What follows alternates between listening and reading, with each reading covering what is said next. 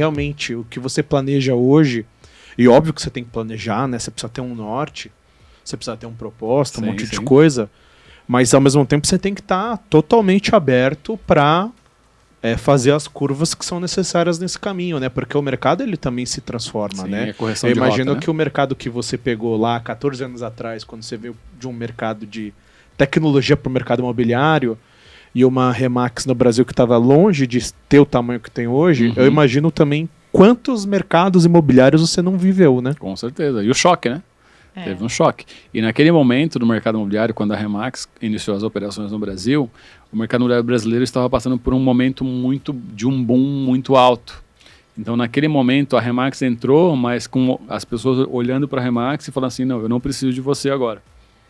Porque o mercado estava tirando pedido. 2008 para 2009, crise global, mas no Brasil a economia estava pujante e o mercado imobiliário, o cara ia para o stand em tudo quanto é lugar, crédito espirrou, fácil, vendeu, né? Espirrou, vendeu. Então, assim, o cara... E esse momento era um momento que não precisava de preparação, não precisava de estudar, não precisava ter uma... Qualquer corretor que fosse para o stand de venda, consequentemente, esse cara vendia. E aí foram passando os anos e foi havendo a necessidade de melhoria, de profissionalização, a própria educação do cliente. O cliente vai muito mais educado hoje por conta da informação. Então, todo mundo tem a informação na palma da mão, fica muito mais fácil. Então, se esse cara não se preparar, automaticamente ele vai sendo espirrado do mercado. Por isso que muitos corretores desistem por falta de preparo. Porque ou ele não tem uma estrutura que prepare ele, ou ele mesmo não tem essa predisposição, ou ele não tem a vontade, o desejo, porque lá no passado era fácil. Então, as pessoas, o ser humano, eles querem fazer o mais fácil. E cada vez que vamos falar a evolução, tudo isso, essa transformação, ela ela passou por várias mudanças, várias enormes mudanças para o mercado imobiliário e também isso também nos requer com que a gente mesmo, ou grandes empresas, tenham que se preparar melhor para servir o mercado imobiliário. Eu estou falando mercado imobiliário porque o que envolve o mercado imobiliário é corretor, é o cliente final. E a Remax enxergou preparação, educação como essa ferramenta de transformação da indústria imobiliária.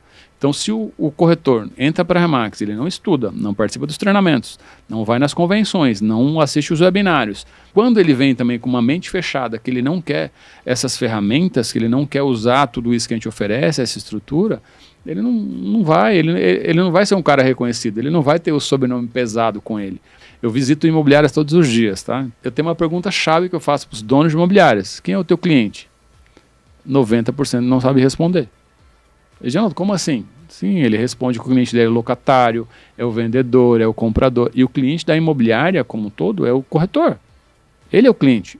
O cliente proprietário, o cliente comprador e o cliente locatário é do corretor, não é da Remax. Eu ia te perguntar, quais foram os maiores desafios que você enfrentou nesse processo de expansão da Remax? Boa. Primeiro, cultura, né? Foram poucos, eu imagino. Foram poucos, é. Primeiro, a cultura, porque querendo ou não, o mercado imobiliário brasileiro tem uma cultura enraizada, um processo um pouco diferente. Também falta de ética. Isso a gente enfrentou muitos desafios com relação à falta de ética. Falta de ética não, falta de honestidade, né? Que a ética tem em todo mundo. Então, mas a falta de honestidade. E aí, entender o seguinte, o mercado ele é cheio de dores, então o mercado imobiliário ele tem muitas dores. E crescer, imagina, a gente traz uma empresa americana, norte-americana para o Brasil, com uma cultura completamente diferente do que é a cultura do mercado imobiliário brasileiro. E aí a gente teve que quebrar alguns paradigmas e nesse momento de transição, inclusive falando de conceito. Qual o conceito? Porque a Remax trabalha com o conceito da gestão ou representação exclusiva, que é o modelo da exclusividade no Brasil. Então é um modelo com uma representação diferente do cliente vendedor do imóvel, do cliente comprador. Então essa quebra de barreira, Carol, então assim, a gente teve esse desafio de superar esse desafio. Para você ter uma ideia, de 2009 até 2016, essa questão da gestão ou da representação no Brasil, não, aqui não funciona, em São Paulo é diferente, em Manaus é diferente, em Brasília é diferente, então não tinha esse apelo.